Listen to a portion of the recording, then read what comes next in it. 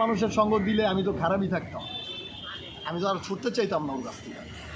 এই জন্য হচ্ছে ওর খারাপ মানুষদের সাথে হচ্ছে অনেক বড় বড় সিন্ডিকেটের সাথে ওর হাত আছে, যার কারণে হচ্ছে আমাকে অনেকবার হচ্ছে অ্যাটাক করছে মেরে ফেলার জন্য।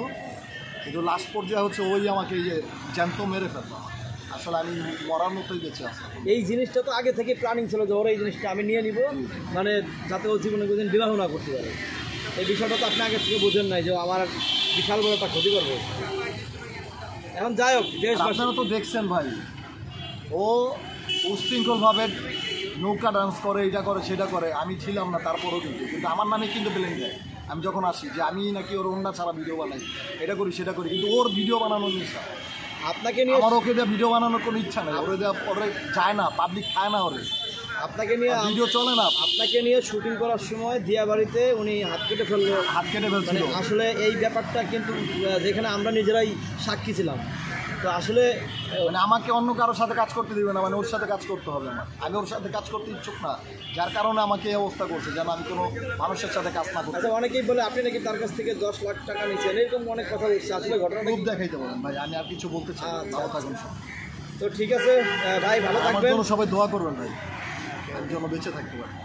ভাই আর একটা বিষয় একটু যদি জানতাম। ভাই গেমে যাচ্ছি।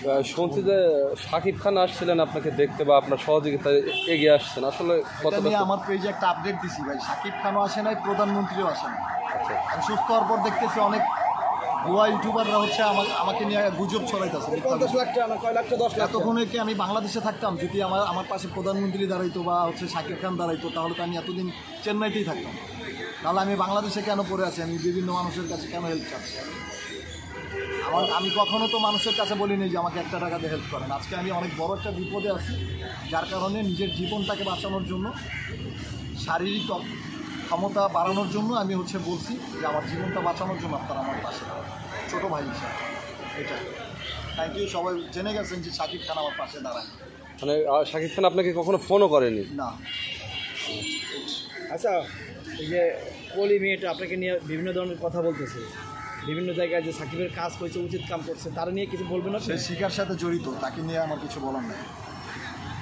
সে শিকার সাথে দেখা করতে যায় জেলখানায়, সে আমাকে আইসে উল্টাপাল্টা কথা বলছে শিখার মেয়েকে নিয়ে। মানে আমি যেন বলি যে আমি হ্যাঁ এটা করছি, এই জন্য কেটে দিছে, তাহলে আমার বিচার হবে না। মানে এটা আইসা আমাকে বলতে। এটা কি টাকার কোনো কারবার আছে নাকি ওদের সাথে, যে টাকা খেয়ে কোনো এই ধরনের? আসলে আমি জানি না, হইতে পারে তার সাথে এফআইআর আছে যে এটা বলাবেন, আমার জামিন হয়ে যাবে ঈশা খান দিয়ে, আর আমার শাস্তি হবে। আর নাহলে কিসের বিচার ছিল? বলতেছে যে মেয়ের সাথে ও এই কাজ করছে, যে ওটা কাইটে দিচ্ছে, ঠিক কাজ করছে, এই ধরনের কথা বলছে। আচ্ছা, এটা তো 1-1.5 বছর আগের কাহিনী, তাহলে এই কাহিনীগুলো বারবার উঠে আসতেছে কেন? তাহলে এতদিন কেন ছিল আমার সাথে? মানে আমি থাকলে ভালো আর না থাকলে, মানে আমি থাকলে ভালো আর না থাকলে জ্বালা। মানে এটা কথা আছে না যে আমি থাকলে ভালো না থাকলে জ্বালা। এইটাই ভাই, আপনারা বুঝে নেন, আল্লাহর কসম আপনারা বুঝে নেন বিষয়টা। আপনারা আমাকে এইসব কোশ্চেন করে দর্শক এর ভিতর দিয়ে বুঝে যাচ্ছে যে আপনি তার সাথে কোনো সম্পর্ক নেই, সে শুধু শুধু ব্লেম দিচ্ছে আপনাকে আটকানোর জন্য। ভাই একটা পুরুষকে এইভাবে নারী আটকায়, নারী পুরুষ কিসে আটকায়? এইভাবে মিথ্যা বেলেমে আটকায়। Thank you.